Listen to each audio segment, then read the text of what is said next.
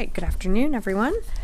Okay, just a few things at the top, and then happy to take your questions. This morning, Secretary Austin departed for London to attend the AUKUS Defense Ministerial Meeting. The AUKUS DMM is the third of its kind, marking 3 years of enhanced security partnership, and provides an opportunity for Secretary Austin to meet with his UK and Australian counterparts to review progress and outline steps for continued work under Pillar 1 and Pillar 2 of AUKUS. We'll have more to share in the coming days, but under Pillar 1, you can expect the Secretary to reaffirm the United States' commitment to supporting Australia's acquisition of a conventionally armed, nuclear-powered submarine capability. Under Pillar 2, Secretary Austin and his counterparts will discuss plans to further enhance collaboration and harmonize acquisition processes over the next 2 years to accelerate the delivery of advanced capabilities to our defense forces.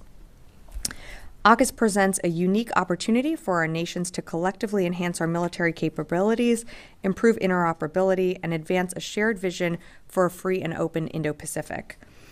The department looks forward to continuing to work with our UK and Australian partners to implement this important work. Earlier this week, the Navy announced that USS Harry S. Truman Carrier Strike Group departed Naval Station Norfolk, Virginia, for a regularly scheduled deployment to the U.S. Naval Forces Europe-Africa U.S. Sixth Fleet Area of Operations, demonstrating the commitment and power projection capability of the Navy's globally deployed force. The strike group will operate in the U.S. European Command Area of Responsibility in support of our maritime partners and NATO allies.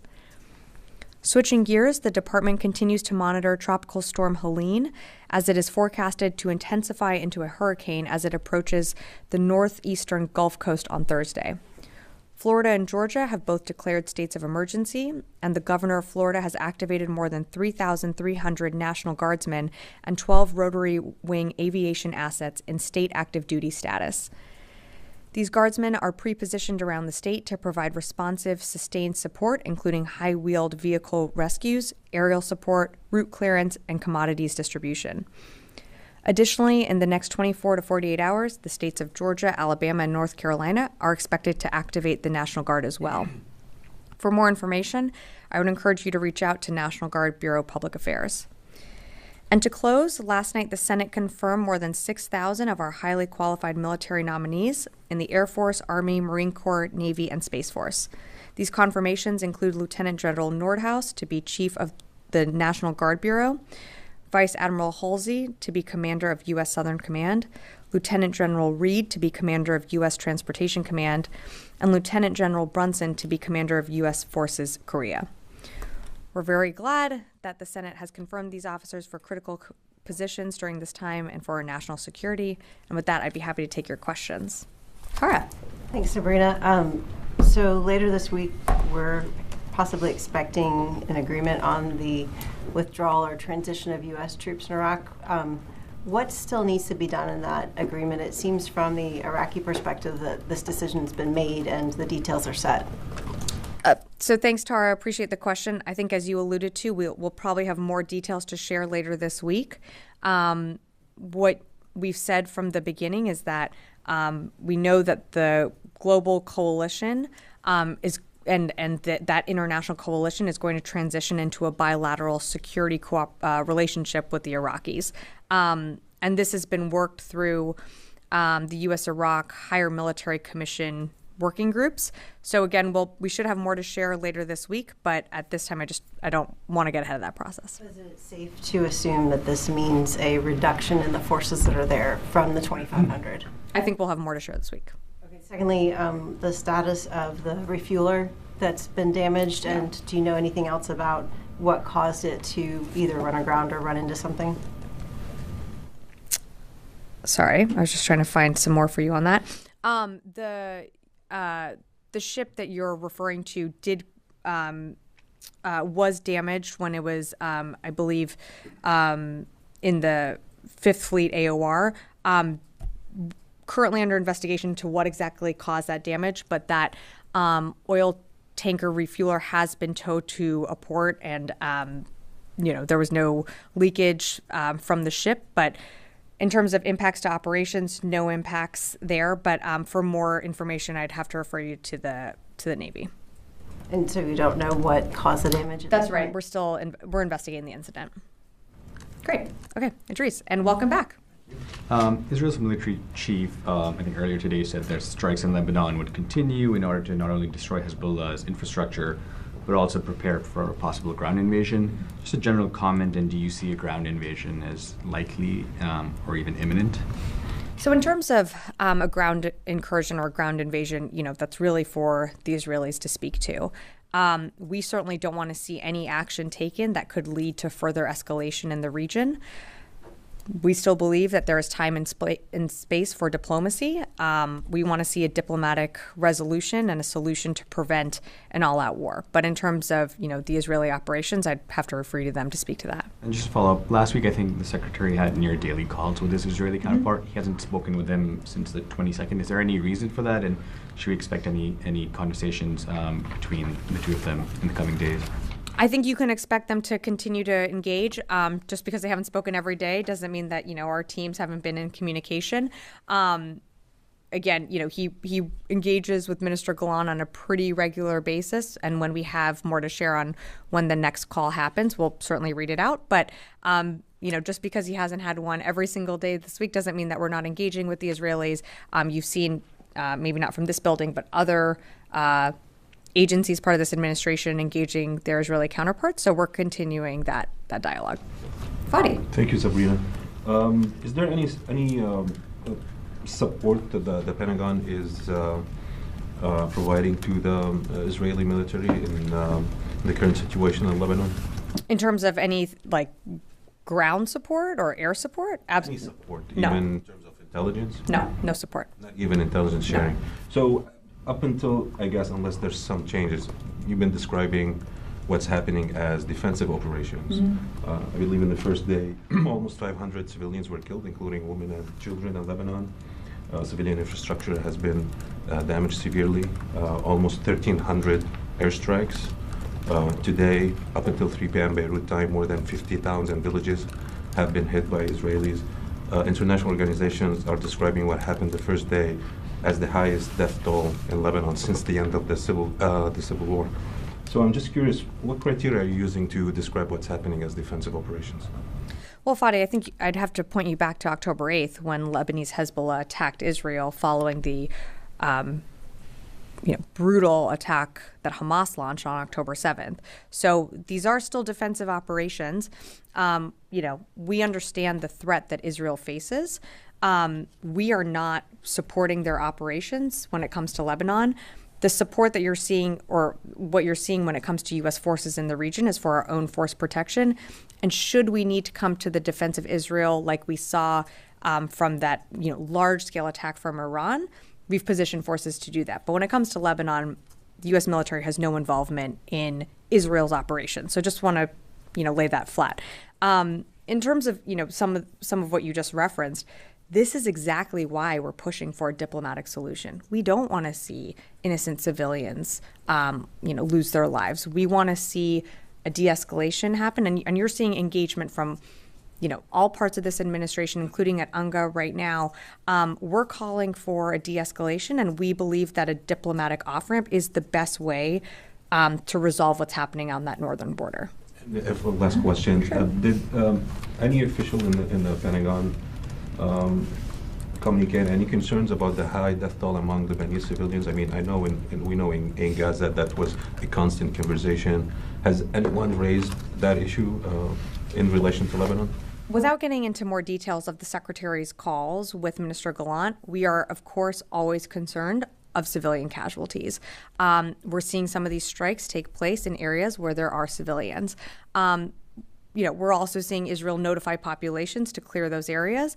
Our focus, and you're seeing a full court press here from the United States government and this administration, we want to see a diplomatic solution, and we want to see it urgently. And that's why you're seeing engagement, whether it be at UNGA or, in calls that the Secretary is doing with Minister Gallant, and not just at his level, but, at other levels as well. We want to see, we don't want to see any action taken on either side that would lead to further escalation. We want to see this de-escalate, and the best off-ramp for that to prevent an all-out war is through diplomatic means. Thank you. Tom? Thanks, Sabrina. How confident are you that you can achieve a diplomatic off-ramp, especially given the past nearly 12 months where the US has been unable to broker any kind of sustained ceasefire in Gaza? So for the situation with Hezbollah and Israel, how confident are you that we're not going to see a full-scale conflict? Well, I'd, push back on that respectfully. We have seen periods where there has been a ceasefire put in place, and we have seen, the ability to get, we were talking, months earlier about humanitarian aid being able to get in. That was something that this administration brokered to make sure that we could get humanitarian aid and supplies in. So, look, and not to reiterate just what I said to Fadi, but you're seeing a full court press from this administration at all levels for a diplomatic solution. Nothing is off the table. We don't assess that either side wants a larger scale, wider regional conflict, but we're doing everything that we can to prevent that from happening. And that's why you're seeing the engagements that the president is doing from the secretary and then on down in the building. And while I appreciate that you don't want to speak for Israel, are you able to share anything in terms of what you've seen along the Lebanon-Israel border in terms of movement either side of it? Does it look like there's a ramp up towards some kind of a incursion? Right now it doesn't, without characterizing Israeli operations and letting them speak to them for themselves, it doesn't look like anything is imminent. What we're seeing on that northern border is an increase in, the tit for tat going back and forth strikes between Israel and Lebanese Hezbollah.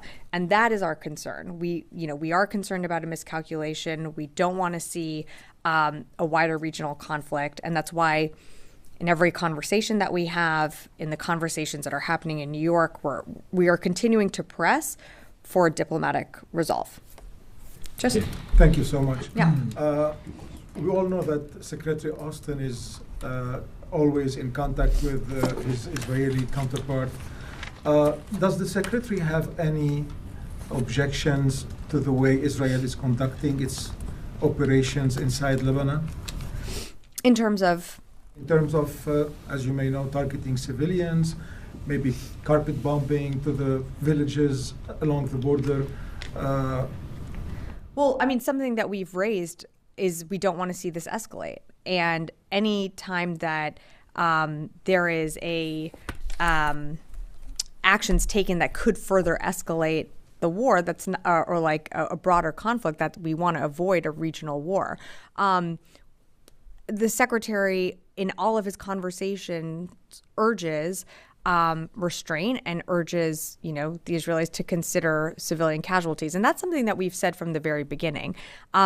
Look, I'm not going to get into more details on their private conversations, but of course it's something that the secretary discusses with his counterpart and will continue to raise. Could you confirm if the secretary told Gallant that they need to avoid the infrastructure in Lebanon?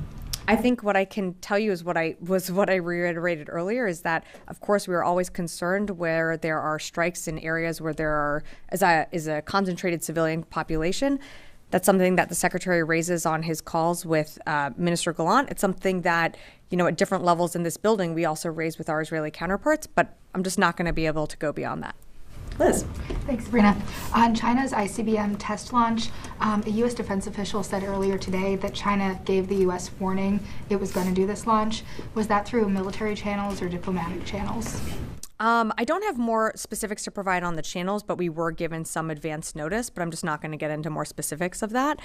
I will say that is a good thing, and that is moving in the right direction in terms of, getting that advanced notification, and that further reduces the risks of any misperception and miscalculation. So we certainly welcome that. Were any U.S. citizens at harm by this test in any way during it or following it? Not to my knowledge. Yeah. Maureen. Just a quick question. Israeli officials have said their strategy with Lebanon is escalate to de-escalate. Does the Pentagon think that's a viable strategy for how to conduct operations with Lebanon? So I'm not going to, characterize the Israelis' operations. What I can tell you is only, our view and our perception is that any type of escalation that that could lead to a miscalculation, we don't want to see. We want to see steps that lead to de-escalation and frankly, steps that lead to a diplomatic off-ramp, which we believe is the best solution here. That's what we're pushing for. That's what you're seeing happen at UNGA. That's also what you're seeing the secretary, continue to emphasize in his calls with Minister Gallant. And when he has the next call, that will be something that, I'm sure he would reiterate as well. Okay. Sure. In response to Tom's question, you said it doesn't look like anything is imminent. Was that in reference to a Israeli incursion into Lebanon? I believe the context was in terms of a ground incursion. So I was saying in that context, it doesn't look like something is imminent. But again, I'd refer you to the Israelis to speak to their own operations. Rio. Thank you. I have a follow-up question on Chinese ICBM launch. Of course. So what's your assessment of this unusual ICBM launch into the Pacific Ocean? And do you think this is a provocative action? And especially, do you think they want to send a message to the U.S.? In terms of, the whys, I'd refer you to the PRC to speak to that. We monitored the ICBM test. To Liz's question, again, we did receive some advance notification of this ICBM test, and we believe that was a good thing. That was a step in the right direction, and it does lead, to preventing any misperception or miscalculation. What we can do here from the department is continue to press for a more regularized bilateral notification arrangement when it comes to ballistic missile and space launches. And this is something that we've proposed with the PRC, and it represents, a common sense confidence building measure. So we want to see these types of notifications continue. Yes. A question about presidential drawdown authority with regard to Ukraine. Could you tell us what the department's plan is to keep using that after September 30th? We've seen reports that there's like a workaround that the department can notify Congress and then that is legal. Could you tell us what that workaround is? But also, could you tell us why that workaround is needed? You've got some criticism today from Senator Wicker saying that the department should have spent this money already, or used this authority, I should say, since April. Sure. So on your first question on how we're going to use the authority, I don't have anything to announce right now, but what I can tell you is that we're committed to making sure Ukraine gets the resources Congress approved by the end of the president's term. Again, I don't have more to announce right now, but we're committed to making sure that Ukraine gets what it has been allotted by Congress. And we are working with the interagency to do just that. So, bear with us and we'll have more to share soon. In terms of your follow-on question on the criticism, look, I'd have to point you back to the fact that for 6 months we didn't have a supplemental. So we weren't able to refill our own shelves. So therefore, when you're not able to backfill and refill our own stocks, we're not able to send out PDAs. So you have to remember during that time, we still had some existing authority, but we weren't able to send equipment, capabilities, systems out to Ukraine because we didn't have it on our stocks. During that time, during that 6 months lag, because we weren't able to do that, that also impacts packages going down the road. So we're going to make sure Ukraine gets what it needs, in the future. But to push back on that criticism, I would say that when you don't have what you need on your shelves, it makes it hard to send out that equipment, in the timetable that Congress gave us when it was authorized. So is the plan now to move at a faster rate than you've been moving so you can get it done before President Biden ends his term? I think we'll have more to share in the coming days. I just don't have more for you right now. Noah. Just to ask a follow-up on Sure. that. Because of the issues in getting the supplemental approved and certainly the issues in replenishing stocks, because of that, all of that was known when the supplemental was passed in April. Is there a reason that the funding or the authority wasn't extended beyond the fiscal year? Well, I think also, Noah, you have to remember that we're talking about also working with the defense industrial base that has to backfill our own shelves. So there's a lot of coordination and timing here. We did ask Congress for that authority to extend, and that did not happen. So now we are in a different place.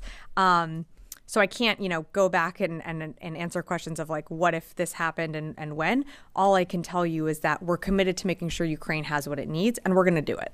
And that's a commitment that this president has made. And when we have more to share, we will. Jared. Sabrina, how comfortable is the department with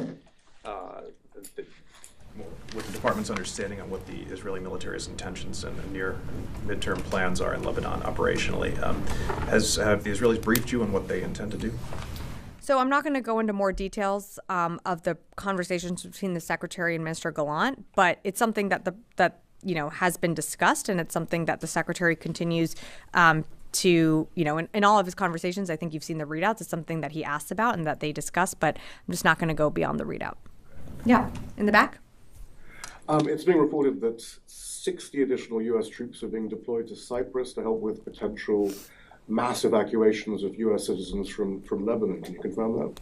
I cannot confirm the number, but what I can tell you is that we are sending a small number of additional U.S. military personnel forward to augment forces that are already in the region. I'm just not going to be able to provide you more specifics. I know I've seen the reporting. I know it's frustrating, but I'm just not going to be able to confirm more.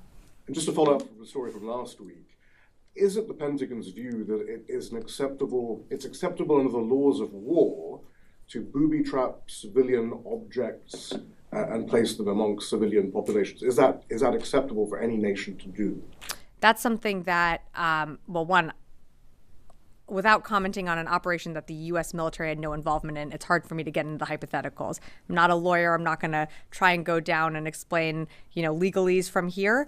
So I just can't comment further on that operation. Yeah. U.S., though, affecting supply chains or intercepting supply chains in order to place explosive items within normal consumer objects, right? Yeah, I'm not going to comment on a hypothetical or an operation that we had no part of. Yeah.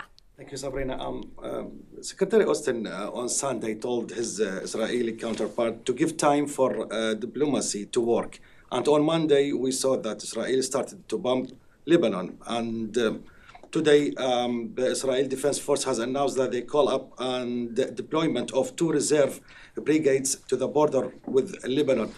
So where is the time that Secretary Austin asked Israel for the diplomacy? And do you still believe that Israel listening to you? Thank you. We do believe that we have, that Israel's listening. I mean, just the fact that they're listening by the amount of calls that the Secretary has had with Minister Gallant, I think that shows their willingness to hear our views, our concerns, and our, to hear from the Secretary. So I think that's important to note. In terms of, I think your question was getting to, are we writing off, diplomatic measures? And we're not. Diplomacy is still the best path forward. There's always a way for diplomacy. There's always a way for both sides to, to come to the table and to have this resolved in diplomatic measures. From the very beginning, I mean, since October 7th and then, October 8th, when we've moved additional assets to the region, the whole focus of this administration has been to not only de-escalate, but, to send a message of deterrence. I think we have been successful in that. We know tensions are high, but we also see that there is a path forward for diplomacy. And that's why you're seeing this administration push so hard to get this done. And you're going to continue we're not going to give up on that. So we're going to continue to engage. Sure. Another question, please. There is some media reports saying that the U.S. now working with the France about a ceasefire, maybe a deal or a plan for Lebanon. Does anyone from the DoD have involved in this negotiation that's happening right now in the United Nations during the UN summit in New York? I don't have anything on those reports. I mean, I've been pretty public in telling you that we're pushing for, diplomatic measures to resolve what's happening on that northern border. But I just don't have more to add on that report. And I'm sorry, I haven't seen it. Louis. Hi, Sabrina. Is the shipment of 2,000-pound bombs for Israel, is that still on hold? Still paused. So the rationale behind that, from what I understand, was when Israel was preparing to go into Rafah, to protect civilian lives, limited operations. Are there any concerns given the current ongoing air operations that Israel has been conducting, striking in civilian neighborhoods? And I know that we're seeing secondary effects, so it appears that they are striking the targets they're hitting. But are there concerns that the use of these bombs, again, presumably American bombs, could be putting civilians at risk. So you'd first asked about the 2,000-pound bomb shipment. So that is still paused. So I don't know what they're using in their operation. So I'd refer you to them to speak to that. There is always a concern about civilian casualties, and that is something that the Secretary has addressed, really from the beginning, whether it be in Gaza or elsewhere. That's a conversation that we continue to have. I think, in that same vein, we're also concerned about escalation. And that's why we don't want to see any action taken by, either side that could lead to further escalation. And that's what the Secretary continues to emphasize, along with always talking about the need to protect civilians. And you are seeing, I'm citing public sourcing here, but, the Israelis notifying communities and towns on that northern border to clear that area because they will be conducting operations. We have to protect civilians in the battle space. That's something the Secretary has said. I know you've heard him say that before as well. Our focus, of course, is that. But the best way to protect civilians is, of course, through a diplomatic means, and for this to be resolved through diplomacy. And that's why we continue to push for that. Is the Secretary in the future planning to meet or travel to Israel in the future? Yeah, I don't have any announcements to make in terms of travel, but when we do, you'll be the first to know. Yes, in the back. Thanks, Sabrina. You emphasized that the administration... I'm sorry, I just committed to giving Louis an exclusive on the Secretary's travel. So, yeah, sorry. And, we'll discuss later. Sorry, go ahead. Yeah. Thanks. You emphasized that the administration's position is that you don't want to see further escalation and you don't want to see an all-out war. Mm-hmm. Where do you draw the line, especially with regards to a possible ground operation that may be imminent? Well, like I said, I don't know that it is imminent. And what we continue to push for, and I'm not trying to use a tired talking point here. It's actually just, the fact is that we do continue to push for a diplomatic resolution here. From the Secretary to, the interagency, that's something that we continue to engage on. And, in terms of the conflict itself, we still believe, right now, the conflict has been contained to Gaza. There's no question that there are higher tensions in the region. There's no question that there's been an increase in border clashes in that northern border. But we believe that in order to avert an all-out regional war, it's through diplomatic means. And so we're going to continue to push for that. And you're seeing that happen in New York, and you're seeing that happen here as well. Last one. Just to follow, though, how has the conflict been contained to Gaza? You have civilians being killed in Lebanon. Sure, but what I would tell you is that it's not how we would characterize, an all-out, full-scale regional war. What you're seeing is a trade of fires back and forth on that northern border. I'd point you to October 8th when Hezbollah started launching those. We're not seeing this widen out to a regional conflict. And that's what we are concerned about. And that's why, the Secretary from the beginning, whether it be the Ford, the Ike, the 26 Mu that was in the region, and now you have the Lincoln there. We continue to position assets in the region to send a message of deterrence because we don't want it to scale out. Yes, we acknowledge that, there have been, innocent people that have been killed, and we don't want to see that happen. And that's why we continue to press for diplomatic means. Can you take one more? Sure, one more, and then I've got one in the back, and then I know this is a planning organization. That's not the answer I'm looking for. That's the answer. In regards to Lebanon, did the Pentagon put together any NEO plans in case there's the need for it? You're so going to hate my answer. Yes. But we are a planning organization. We plan for a wide range of contingencies. I will point you back, though, to, early on last year, late last year, but early on after October 7th, when I think I was up here, General Ryder was up here getting a lot of questions about a NEO. I will say we are always a planning organization prepared for any contingency, and we never had to use those plans. We will always have plans on the shelves that we can dust off at any time, and that is the amazing thing of our military is we are able to surge capabilities to the region, and the Secretary did just that. And we have, incredible firepower in the region right now. So again, I'm not going to get ahead of anything. That's also a State Department decision to make. But Fadi, to answer your own question, we are a planning organization. All right, Mike, and then I'll wrap up. Pentagon always often talks about deterrence and giving Israel enough to defend themselves.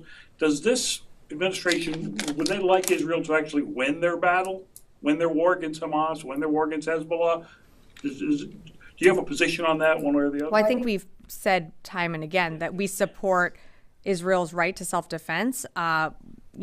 What a win looks like is really for Israel to define, but we are supporting them in their right to self-defense. And of course, we understand and know the threats that they're facing from these terrorist organizations, and that's why we are supporting them in their fight against the threats that they face on their borders. But beyond that, I just don't have more to add. Okay, thanks everyone.